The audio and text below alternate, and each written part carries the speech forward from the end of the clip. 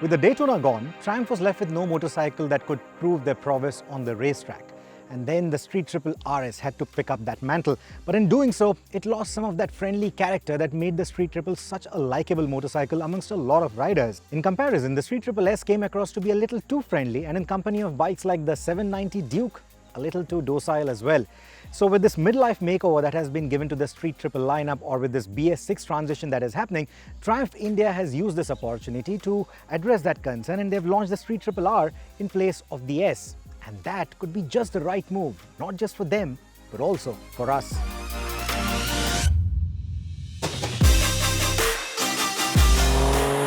The Street Triple R benefits from most of the cosmetic changes that we saw with the new RS. Meaning it gets the controversial yet angry headlights with LED lamps that work surprisingly well in our conditions.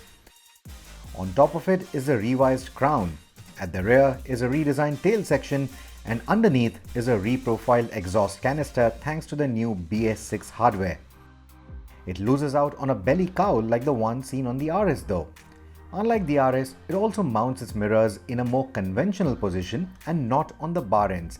And that, in my opinion, gives the R a little bit more leeway when lane splitting through traffic or filtering through traffic jams.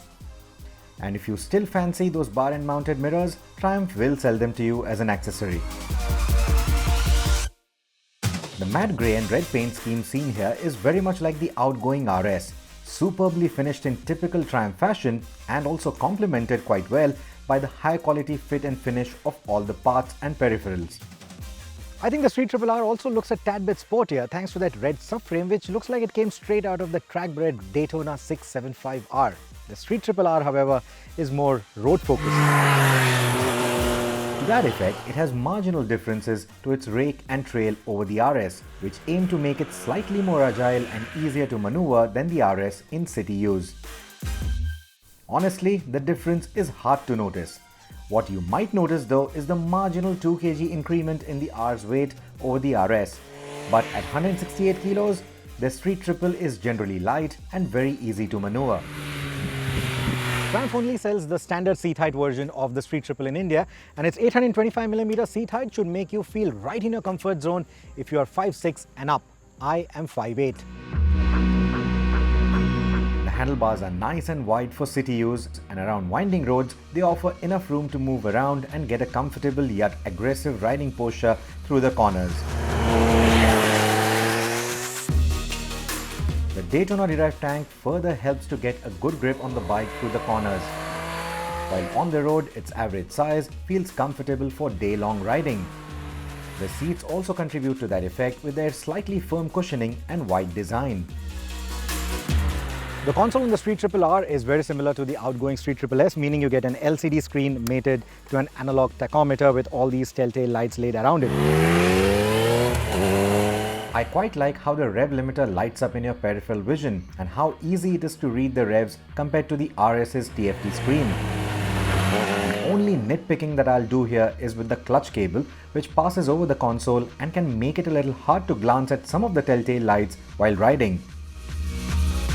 As far as the console goes, it gets an additional riding mode, a sport mode that is for the R that you get over the outgoing S. Now, unlike the Street Triple RS, which gets a TFT screen with layers of menus, you don't get that, and that is why you get a much simpler switchgear here. You don't get any joysticks. You get a simple mode selector to cycle through the various riding modes. You get a rider mode too, which lets you choose your own ABS and traction control preferences. The Daytona-derived 765cc engine has been the big talking point for this generation of the Street Triple, and the R will leave you grinning wide too. There are two ways to look at it. It's 6 PS more powerful than the S or 5 PS lesser than the RS. Whatever makes you happy. What makes me happy is the fact that it is not even a blink of an eye slower than the RS in its outright acceleration. It goes from 0 to 100 in our test in 3.65 seconds. That's slower than the RS or quicker than the 790 Duke. Whatever makes you happy. The Euro 5 or BS6 models also receive a bit of reworking inside the engine, which has reduced the inertial losses. The engine still doesn't feel as creamy smooth as the Z900s, nor is it as responsive to small bouts of throttle twists like the Duke 790 is. But the numbers don't lie, and they clearly tell a more glorious story of this 765. It's also got a cleaner throttle response and a much more linear power delivery compared to the 790 Duke, and that could appeal to a lot of riders. Also, the performance of the quickshifter is a lot smoother than what we've experienced on the 790 Duke. The meat of the power band for this engine lies between 6,000 to 10,000 RPM. And while the short gearing means that you don't have to keep the engine on the boil for city and highway use, around tight switchbacks, you could often find yourself in the wrong gear and battling a choppy throttle. It is a matter of getting used to though. Now the traction control system, however, that's a little too intrusive in all the modes. And it reminds you that this vehicle was conceived for the funny Brit weather.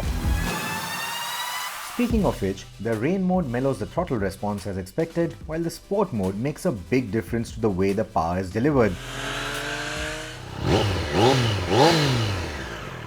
If the memory of the Street Triple S serves me right, then the R definitely sounds a lot nicer too, whether you're rambling around the city or putting the 108 horses down on faster roads.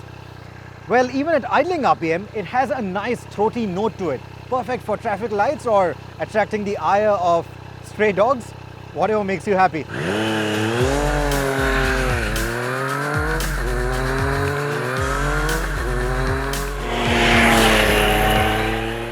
The powertrain also has a peculiar intake howl and people will notice you coming.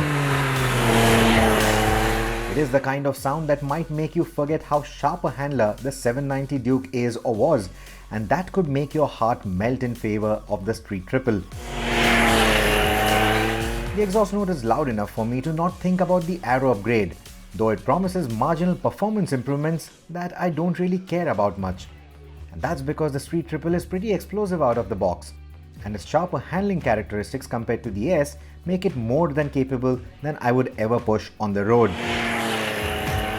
The twin spar chassis is suspended by 41mm upside down Showa separate function big piston forks, which are individually responsible for preload and damping.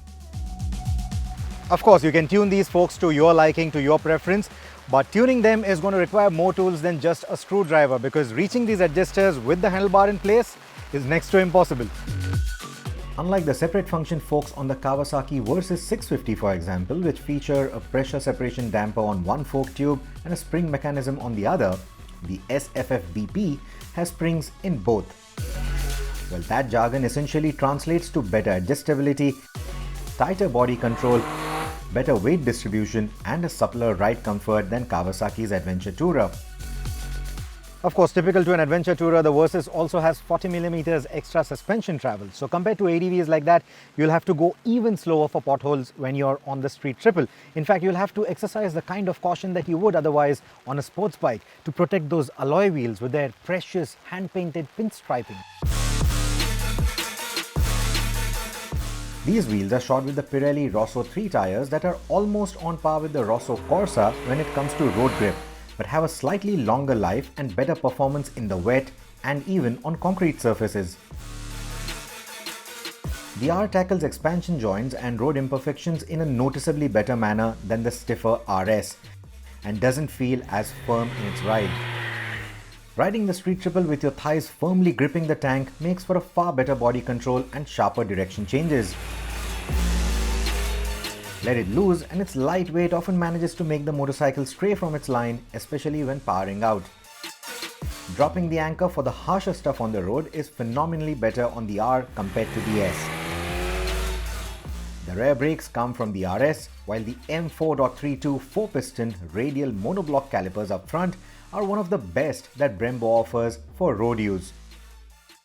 In the equipment order, they sit below the likes of the Brembo M50s that you get on the RS or the new Brembo Stylemas that you get on a lot of new track-bred machines and even the Tiger 900 for that matter. Now these are at an advantage because they have a slightly softer and more progressive feel from the brake lever compared to the bitey M50s or the Stylemas, which honestly feel a little too sharp for road use. Compared to the Nissan brakes on the outgoing S, the R's brakes have lesser fade and are more confident for late or trail braking. In fact, save for the TFT and the track mode, all of the Street Triple R's equipment is only a shade lesser than the RS, and it not only shows in the test figures but also in how cracking its performance is out in the real world. But more importantly, the equipment choices that it makes the R as friendly to live with as you would expect from the Street Triple badge. And that makes it the perfect upgrade for anyone moving up from the quarter-litre class. At the same time, it is just as sprightly a street bike that is fit enough for the experienced rider to commute on. Furthermore, at the time of this test, the Street Triple R cost Rs 10.32 lakh on road Mumbai, which is cheaper and more accessible than the S that it replaces. So while the price gap between this entry spec Street Triple and the RS has widened for the better, the performance gap is a lot slimmer now, and that, I think, makes it all the street bike you might ever need. Do you agree with my perspective? If you've test ridden the new Street Triple R, do tell us what you think about it compared to competition like the Kawasaki Z900, the BMW F900R or the KTM 790 Duke. Also, do share this video with your biking buddies so that they can also weigh in with their thoughts. And of course, don't forget to like this video, share this video and subscribe to the OVERDRIVE YouTube channel. It keeps us going. Thank you so much for watching.